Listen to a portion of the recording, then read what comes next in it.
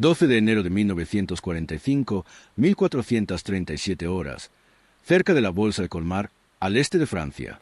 El soldado de primera clase Michael de Vereaux se encuentra en el patio de una granja, con las manos en alto y la boca seca como el polvo invernal, observando a un joven Obergefreiter alemán levantar el M1 Garand de su hombro con lenta y deliberada confianza.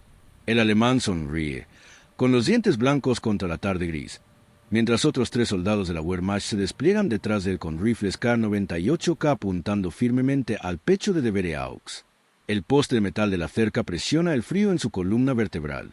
Puede olerlo húmedo y cordita. Siente su pulso martilleando en su garganta, y en algún lugar del caos de su mente una voz oscura y risueña susurra que así es como termina. Desarmado, superado en número, capturado en territorio enemigo con un solo aliento erróneo entre él y una bala atravesándole el cráneo. Entonces de Vereaux hace algo que nadie espera. Se ríe. No es una risa nerviosa, sino una risa a todo pulmón, con la cabeza echada hacia atrás, que resuena en las paredes de piedra como la locura misma. Si crees que historias como esta no deberían desaparecer con el tiempo, suscríbete. Mantengamos viva su memoria juntos. La risa congela a los alemanes en pleno movimiento. La sonrisa del Obergefreiter flaquea, la confusión ondula en su rostro. Durante 3 segundos, el mundo cuelga suspendido en esa extraña y frágil tensión entre la amenaza y la incertidumbre. Y en esos 3 segundos, Michael de Vereaux se mueve. Baja la mano derecha, agarra el cuchillo atado invertido bajo su brazo izquierdo, clava la hoja hacia arriba a través de la suave mandíbula inferior del Obergefreiter antes de que el hombre pueda estremecerse. Los ojos del alemán se abren de par en par. Un gorboteo húmedo burbujea de su garganta mientras de Vereaux se retuerce, arranca el M1 Garand de sus dedos aflojados, gira bruscamente a la izquierda y dispara. El rifle dispara 1, 2, 3 veces con un ritmo mecánico, cada bala atravesando torsos de la Wehrmacht con brutalidad. Se arrodilla sobre una rodilla, dispara 2 veces más al soldado que forcejea con su K98K cerca de la puerta del granero, gira el cañón a la derecha y le mete 2 balazos en el pecho al hombre que intenta esconderse tras una pila de leña. 9 segundos. 5 hombres abatidos. El patio se llena del hedor a pólvora y del húmedo golpe de los cuerpos al chocar contra el barro congelado. Pero hay más. De Vereaux oye botas golpeando el suelo de la granja, gritos en alemán que se elevan agudos y urgentes, el ruido metálico de armas que son agarradas con pánico. Tiene quizás 4 segundos antes de que entren por esa puerta. Corre a la izquierda, salta el muro bajo de piedra que bordea el huerto, aterriza con fuerza sobre su hombro, rueda, se levanta disparando por la puerta justo cuando 2 alemanes más irrumpen en el patio. El primero recibe un disparo en la garganta, girando hacia atrás hacia el segundo, que tropieza e intenta levantar su metralleta MP40. Pero de Vereaux ya está apretando el gatillo. La cabeza del alemán se echa hacia atrás. El cuerpo se desploma en un montón. 13 segundos. 7 hombres muertos. La respiración de Vereaux es rápida y superficial. La adrenalina canta en sus venas como electricidad. Expulsa el cargador usado, mete uno nuevo de la bolsa de su cinturón. Se mueve. El interior de la granja es oscuro y frío, con olor a colagria y humo rancio. De Vereaux entra agachado, con el rifle pegado al hombro, cada nervio gritando alerta. Despeja la primera habitación, vacía salvo por sus efectos personales dispersos y una comida a medio comer sobre una mesa de madera. Se oyen voces desde el segundo piso, frenéticas sílabas alemanas superpuestas, órdenes ladradas. Sube las escaleras de 3 en 3, en silencio sobre las puntas de los pies a pesar de la velocidad, como un depredador que trepa hacia su presa. En el rellano superior se pega a la pared, escucha. 2 hombres en la habitación de la derecha, uno recargando, el otro avanzando hacia la ventana. De Vereaux gira hacia la puerta, dispara 2 veces, derribando al hombre junto a la ventana antes de que pueda darse la vuelta. El segundo alemán, más joven, de unos 19 años, forcejea con un K98K atascado, con los ojos abiertos de terror. De Vereaux duda medio segundo, lo justo para ver las manos temblorosas del chico, y luego le dispara en el centro de la masa. La piedad es un lujo que se mide en supervivencia, y la vacilación mata. 18 segundos. 9 hombres caídos. Desde algún lugar abajo se oye el estruendo de una puerta al abrirse de una patada, botas pesadas irrumpiendo en la granja, más voces gritando órdenes. De Vereaux maldice en voz baja. Vienen del granero, refuerzos que no contaba.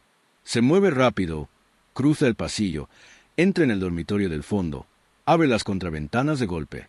Abajo, 3 alemanes corren por el patio hacia la entrada principal. De Vereaux se asoma, dispara en ángulo, alcanza al primer hombre entre los omóplatos, sigue a la izquierda y alcanza al segundo en la cadera, tirándolo del lado al barro. El tercero se esconde tras el abrevadero, devuelve el fuego con una MP-40, las balas royendo astillas del marco de la ventana a centímetros del rostro de Vereaux. Retrocede, cuenta hasta 2, se asoma al lado opuesto del marco, dispara 2 veces.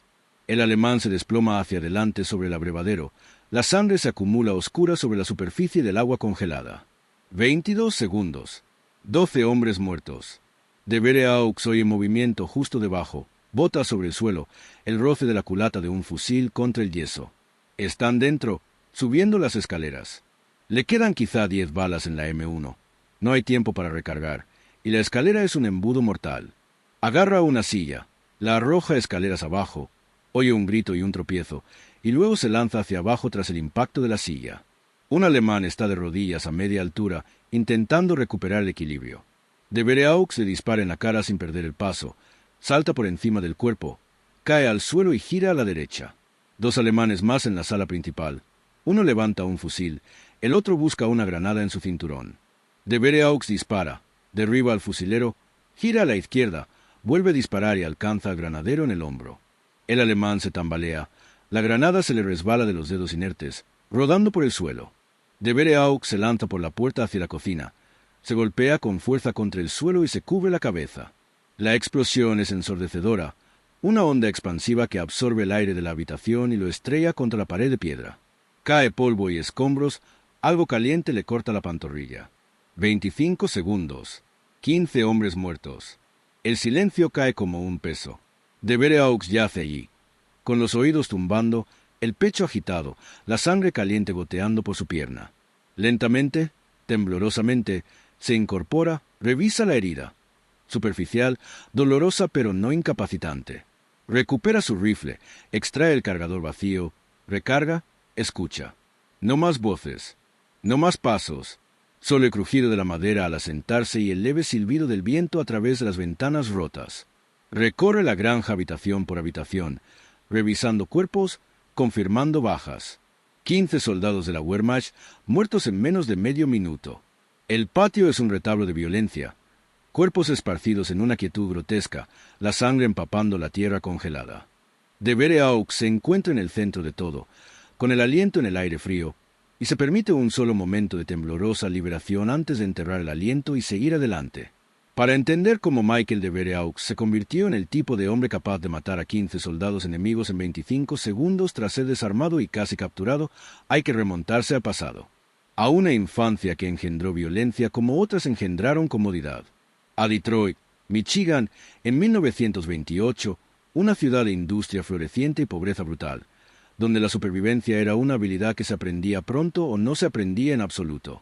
De Vereaux creció a la sombra del complejo Fort River Rouge, en un barrio donde el silbato de la fábrica marcaba el tiempo con mayor fiabilidad que las campanas de la iglesia y en cada familia había al menos un miembro trabajando hasta los huesos por un salario que apenas cubría el alquiler. Su padre, Thomas de Vereaux, era un obrero de línea que llegaba a casa todas las noches oliendo a grasa y agotamiento, con las manos llenas de cicatrices y los nudillos hinchados por los movimientos repetitivos y alguna que otra pelea a puñetazos con capataces o compañeros de trabajo. Su madre, Catherine, se dedicaba a la lavandería y a la costura, con los dedos siempre enrojecidos por el jabón de lejía y los pinchazos de las agujas. Michael era el segundo de 4 hijos. Tranquilo y atento, el tipo de niño que aprendía a leer situaciones más rápido de lo que aprendía a leer libros. La violencia era un lenguaje fluido en ese barrio. De Vereaux presenció su primer apuñalamiento a los 8 años. Vio a un hombre desangrarse en la acera frente a un bar clandestino mientras una multitud se congregaba y no hacía nada. Aprendió que la vacilación era debilidad, que la piedad a menudo se confundía con cobardía y que el mundo recompensaba a quienes golpeaban primero y con fuerza. A los 12 años ya manejaba números para las casas de apuestas locales, ganando dinero para sus gastos y una reputación de fiabilidad. A los 15 ya había participado en una docena de peleas callejeras, ganando la mayoría, perdiendo algunas, y aprendiendo en cada ocasión a interpretar el lenguaje corporal, anticipar los movimientos y explotar la debilidad. Su padre lo golpeó 2 veces por haber sido arrestado, una por hurto menor, otra por agresión, Pero las palizas no le enseñaron nada más que a soportar el dolor sin derrumbarse. Aprendió a compartimentar, a separar la emoción de la acción, a convertirse en una máquina de respuesta calculada cuando la situación lo requería. En 1942, a los 19 años, de Vere-Aux se alistó, no por patriotismo, aunque sentía un vago sentido del deber, no por aventura, aunque la idea de escapar de Detroit le atraía. Se alistó porque la alternativa era un trabajo sin futuro en una fábrica o un lento descenso al submundo criminal que consumía a los hombres como leña. El ejército le ofrecía estructura, propósito y la promesa de violencia sancionada por la autoridad. El entrenamiento básico en Fort Benning, Georgia, le resultó fácil.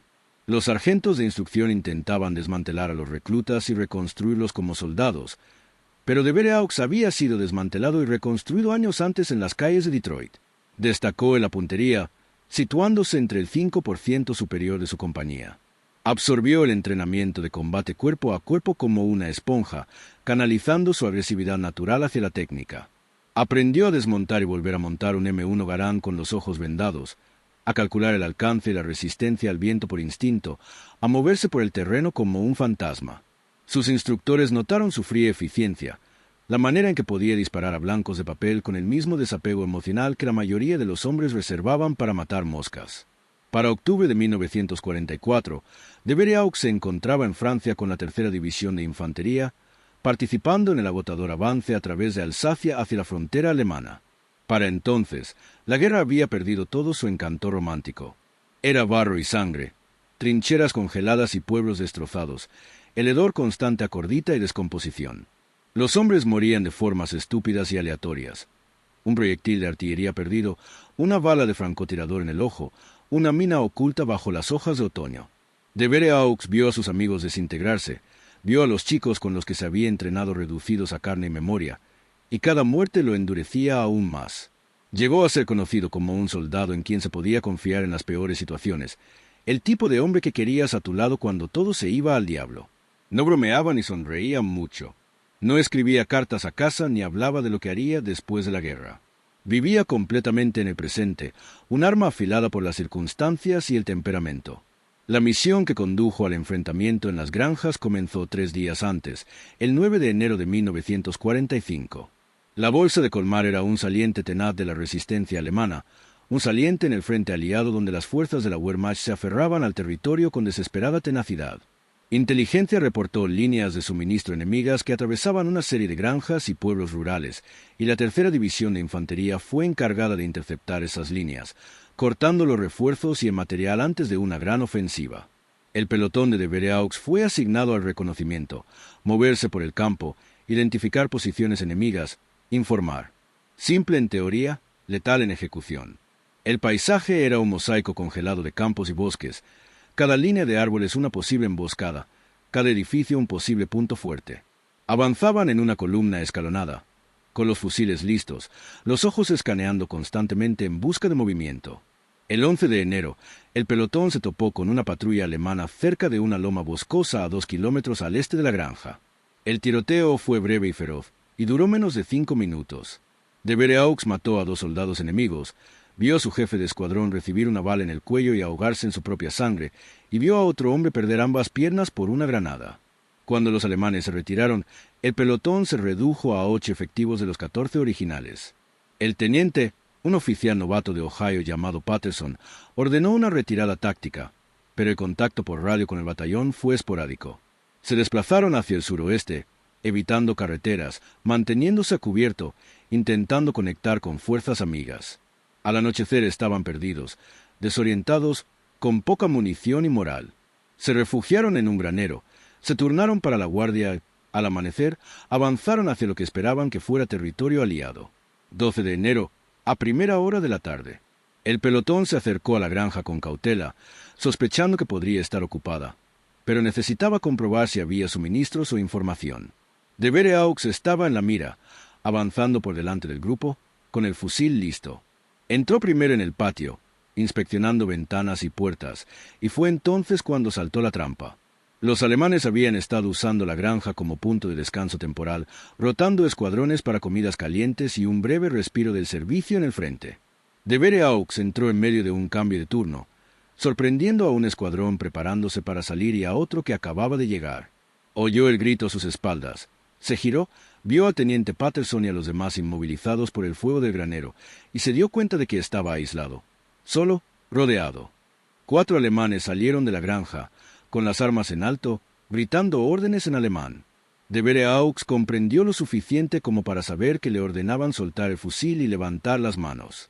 Calculó las probabilidades en un instante. 8 hombres en total dentro y alrededor del edificio, tal vez más en el granero, contra él solo con un fusil y un cuchillo. Luchar sería un suicidio. Rendirse significaba interrogatorio, posiblemente ejecución, y sin duda prisión. Eligió una tercera opción, distraer. Bajó el fusil lentamente, lo dejó colgando de la correa, levantó las manos y adoptó una postura de obediencia. Los alemanes se acercaron. Ahora confiados, el Obergefreiter extendió la mano hacia el arma de Vereaux. Y entonces de Vereaux rió. La risa no fue calculada en ningún sentido consciente. Surgió de un lugar profundo y oscuro donde el humor y la violencia se cruzaban, una respuesta a lo absurdo de su situación y a la certeza de que estaba a punto de morir. Pero el efecto fue eléctrico. Los alemanes dudaron, confundidos, sin saber si se trataba de un loco o de un truco que no entendían.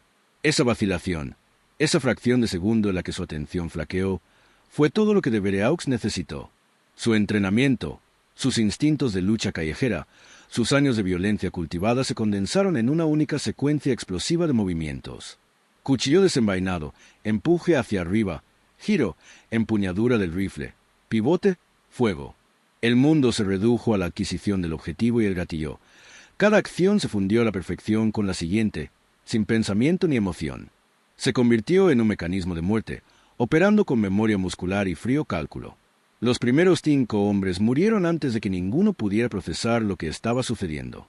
De Vereaux se movió con una velocidad nacida de la desesperación y la habilidad, despejando el patio en segundos. La siguiente oleada llegó desde el interior de la granja, atraída por los disparos, y los enfrentó con la misma despiadada eficiencia. No pensó en los hombres que estaba matando, no registró sus rostros ni su miedo. Eran obstáculos, amenazas, problemas que se resolvían con balas. Fluyó por la granja como el agua encontrando grietas, aprovechando cada ángulo, cada momento de ventaja. Cuando los alemanes intentaron coordinarse, los interrumpió con movimiento y agresividad. Cuando buscaron refugio, atacó desde vectores inesperados. Y cuando la granada rodó por el suelo, se alejó y dejó que la explosión hiciera el trabajo por él. 25 segundos. 15 hombres muertos. Las cifras son casi inverosímiles, pero están documentadas en el informe posterior a la acción presentado por el teniente Patterson, quien presenció los sucesos y recogió las declaraciones de los supervivientes del pelotón. Patterson escribió que de Vereaux salió de la granja cubierto de sangre y polvo, cojeando ligeramente y con la expresión inexpresiva. No habló, simplemente recargó su fusil, comprobó su munición y se colocó a la defensiva frente al granero, a la espera de más alemanes que nunca llegaron. Las fuerzas enemigas en el granero, al oír los prolongados disparos y la explosión, asumieron que una unidad estadounidense mucho mayor había atacado y se retiraron apresuradamente para evitar ser cercadas. Para cuando el pelotón de Patterson aseguró la granja, de Vereaux estaba sentado en el muro de piedra, fumando un cigarrillo que le había quitado a uno de los alemanes muertos, con la mirada perdida. Las secuelas psicológicas de tal violencia rara vez se abordan en las historias de guerra, pero son reales y omnipresentes. De Vereaux no sufría de culpa ni angustia moral por los hombres que mató. Hacía tiempo que había interiorizado la lógica de matar o morir, y cuestionar sus decisiones de supervivencia era un lujo que no podía permitirse. Pero el incidente lo cambió sutilmente. Se volvió aún más retraído, hablando solo cuando era necesario, evitando la interacción social con otros soldados. Dormía mal, no por pesadillas, sino por una hipervigilancia que nunca se desconectaba del todo. Sus sentidos permanecían alerta para detectar amenazas, su cuerpo preparado para la violencia incluso en momentos de seguridad. Otros soldados lo notaron y le dieron espacio, respetando su capacidad pero desconfiando de su intensidad. Era, en palabras de un compañero de pelotón, un hombre al que querías en una pelea, pero no en una partida de póker. La respuesta oficial del ejército al incidente de la granja fue discreta. De Vereaux recibió una estrella de bronce al valor, una condecoración que le pareció inadecuada dadas las circunstancias, pero que aceptó sin comentarios. La mención elogió su coraje bajo fuego y su acción decisiva ante una situación desastrosa, un lenguaje habitual que atenuaba la brutalidad de lo sucedido. No hubo desfiles de propaganda, ni cobertura mediática, ni un tratamiento hollywoodense. El incidente fue uno de los miles de pequeños y salvajes enfrentamientos que ocurrían a diario en el teatro de operaciones europeo, notables por su letalidad, pero anodinos en su contexto. A de Vere-Aux no le importaba el reconocimiento. Le importaba sobrevivir a la siguiente patrulla, al siguiente tiroteo, al siguiente momento en que la violencia estallaría y él tendría que volver a convertirse en esa máquina fría y eficiente. La guerra terminó 4 meses después, el 8 de mayo de 1945. De Vere-Aux estaba en Baviera cuando llegó el anuncio, de pie entre las ruinas de un pueblo cuyo nombre nunca supo, rodeado de otros soldados que vitoreaban y lloraban de alivio. No sentía nada, ni alegría, ni alivio, ni una sensación de cierre. La guerra había sido un capítulo en su vida, no el rasgo distintivo. Había sobrevivido, que era más de lo que muchos podían decir, y ahora se enfrentaba al futuro incierto de un hombre entrenado para la violencia en un mundo que le exigiría convertirse en algo más. Regresó a Detroit en julio de 1945, cargando una bolsa de lona con efectos personales y recuerdos que nunca compartiría. Sus padres habían envejecido, sus hermanos se habían distanciado, la ciudad había cambiado de maneras tanto obvias como sutiles. Intentó trabajar en la planta de Ford, pero la monotonía repetitiva lo distraía. Intentó beber para calmar la inquietud, pero el alcohol solo la atenuó sin brindarle paz. En 1947, de Vere-Aux se unió al Departamento de Policía de Detroit, buscando una salida para las habilidades que había perfeccionado en la guerra. Se convirtió en policía de barrio, luego en detective, y finalmente se especializó en crímenes violentos. Era bueno en su trabajo, desconcertantemente bueno, con una capacidad para interpretar a los criminales y anticipar la violencia, fruto de una experiencia duramente ganada. Nunca se casó, nunca se acomodó en la cómoda vida doméstica que definió tantas vidas de posguerra. Continuó siendo una figura solitaria, respetada por sus colegas, pero nunca realmente conocida. Cuando se jubiló en 1972, se mudó al norte de Michigan, compró una pequeña cabaña junto a un lago y vivió tranquilamente hasta su muerte en 1989 a los 66 años. Su obituario constaba de 3 frases, mencionando su servicio militar y su carrera policial, pero sin ofrecer detalles, sin comprender al hombre ni la violencia que lo había moldeado. La historia del enfrentamiento en la granja podría haberse perdido por completo de no ser por el teniente Patterson, quien escribió unas memorias en la década de 1980 documentando sus experiencias en la Segunda Guerra Mundial. Dedicó un capítulo entero a de Vere-Aux, describiendo el incidente en detalle y reflexionando sobre la naturaleza del combate y la supervivencia. Patterson escribió que de Vere-Aux fue el soldado más letal que jamás haya conocido, no por su entrenamiento o equipo superior, sino por una constitución psicológica fundamental que le permitía cometer actos violentos sin vacilación ni remordimiento. Llamó a de Vere-Aux un hombre forjado por las circunstancias hasta convertirse en un arma. Una frase que captura tanto la tragedia como la necesidad de tal transformación en la guerra. Los analistas militares modernos que estudian el combate cuerpo a cuerpo han examinado el incidente de la granja como un caso práctico de eficacia individual en el combate. La secuencia de acontecimientos demuestra varios principios clave: la importancia de la agresión para superar la desventaja numérica, el valor táctico de la perturbación psicológica, la eficacia de la rápida adquisición y ataque de objetivos y el papel crucial del entrenamiento y el instinto en situaciones de alto estrés. La risa de Vere-Aux, que parecía locura o bravuconería, fue en realidad una brillante maniobra táctica que le abrió la puerta de entrada para sobrevivir. Su capacidad para pasar instantáneamente de prisionero desarmado a combatiente letal habla de un nivel de preparación mental y habilidad física que pocos soldados alcanzan. Pero más allá del análisis táctico, la historia plantea preguntas más profundas sobre la naturaleza de la violencia y los hombres que la cometen. De Vere-Aux no fue un héroe en el sentido tradicional. No salvó a civiles ni se sacrificó por sus camaradas. Mató a 15 soldados enemigos de forma brutal y eficiente porque la alternativa era la muerte. Sus acciones eran necesarias dentro de la lógica de la guerra, pero revelan una capacidad de violencia que existe en el límite extremo de la capacidad humana. Era, como escribió Patterson, un arma, forjada por la pobreza y la brutalidad infantil, templada por el entrenamiento y desplegada en una guerra que exigía exactamente lo que él tenía para ofrecer. La tragedia no es que tales hombres existan, sino que las circunstancias los crean y luego los descartan cuando su utilidad expira. La casa de campo donde ocurrió el incidente sigue en pie, aunque ha sido renovada y convertida en residencia privada. No hay placa ni lápida que conmemore lo ocurrido allí el 12 de enero de 1945. La sangre se lavó hace tiempo, los agujeros de bala fueron tapados y el patio fue arreglado. Los actuales propietarios desconocen su historia, y los visitantes pasan de largo sin mirarla dos veces. Sin embargo, durante 25 segundos de aquella fría tarde de invierno, aquella casa de campo fue escenario de una violencia extraordinaria. Un lugar donde la risa de un hombre enmascaró una intención letal y otros 15 pagaron con la vida. Es una pequeña nota a pie de página en la vasta narrativa de la Segunda Guerra Mundial. Pero para quienes entienden el combate y la supervivencia, es un testimonio de lo que los seres humanos son capaces de hacer cuando se les lleva al límite. El propio de Vereaux nunca habló públicamente sobre el incidente. En las pocas entrevistas que concedió al final de su vida, esquivó las preguntas sobre su servicio militar con vagas generalidades. No se consideraba excepcional ni heroico. Había hecho lo que el momento requería, nada más y nada menos. Cuando le preguntaron cómo pudo matar a tantos hombres en tan poco tiempo, supuestamente se encogió de hombros y dijo: entrenamiento y suerte. Pero quienes lo conocieron comprendieron que había algo más. Había una oscuridad en de Vereaux, una capacidad para la violencia que precedió a la guerra y la sobrevivió, una ausencia fundamental de vacilación que le permitía actuar mientras otros se paralizaban. No era algo para celebrar ni condenar, simplemente algo para reconocer. Una realidad de la naturaleza humana que emerge en condiciones extremas. Los soldados que sobrevivieron a la guerra cargaron con sus experiencias de diferentes maneras. Algunos enterraron los recuerdos, reconstruyendo vidas y negándose a mirar atrás. Otros, consumidos por el trauma, incapaces de escapar de los fantasmas de las batallas libradas y los amigos perdidos. De Vereaux pertenecía a una tercera categoría.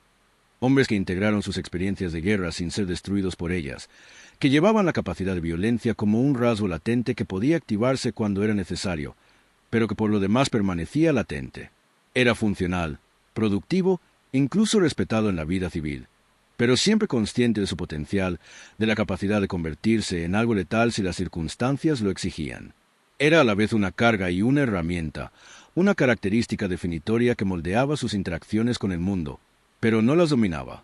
En las décadas posteriores a la guerra, de Vereaux recibió cartas ocasionales de antiguos miembros de pelotones, hombres que se acercaban para compartir recuerdos o simplemente confirmar que seguía vivo.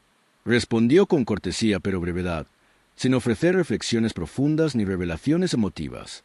A un corresponsal que le preguntó qué recordaba más de la guerra, escribió: el frío, el barro, la espera, y el momento en que termina la espera y hay que actuar. Fue una respuesta característicamente concisa, que no reveló nada del paisaje interior que produjo 25 segundos de extraordinaria violencia. Sin embargo, en su simplicidad, captó una verdad sobre el combate que las descripciones más elocuentes a menudo pasan por alto: el interminable aburrimiento, interrumpido por momentos de intensidad a vida o muerte y la necesidad de pasar instantáneamente de un estado a otro sin vacilación ni error. La cuestión de si las acciones de Vereaux deben celebrarse o examinarse con ambivalencia es algo que cada persona debe responder por sí misma. La guerra crea contextos donde la violencia no solo es permisible, sino necesaria, donde el cálculo moral cambia y la supervivencia prevalece sobre cualquier otra consideración.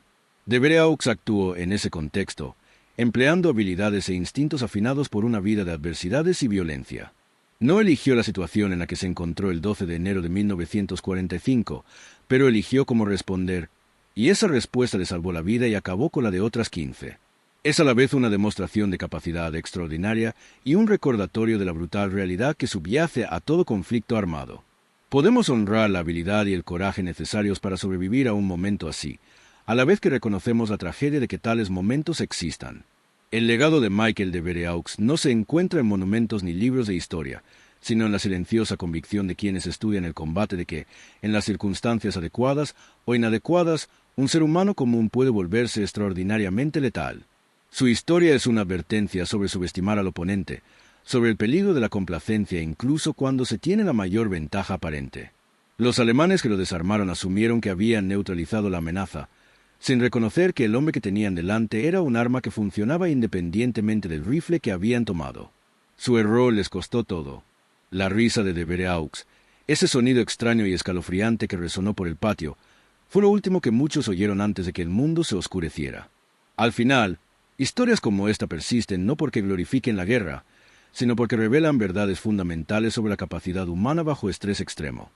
Michael de Vereux no fue un superhéroe ni un guerrero mítico. Fue un hombre moldeado por la pobreza, la violencia y las circunstancias hasta convertirse en alguien excepcionalmente letal cuando la situación lo exigía. Sobrevivió cuando debería haber muerto, mató cuando estaba desarmado y en inferioridad numérica, y escapó de una confrontación que habría destruido la mayoría de los hombres. Vivió el resto de su vida en silencio, cargando con el peso de esos 25 segundos sin quejarse ni dar explicaciones. Y al morir, dejó una verdad innegable: nunca asumas que un hombre está derrotado solo porque le has quitado el arma. Algunos hombres son armas en sí mismos, y desarmarlos solo los hace más peligrosos. Si esta historia te conmovió aunque sea una vez, suscríbete. Es el mínimo homenaje que podemos darle a hombres como él. ¿Desde dónde la ves? Comenta abajo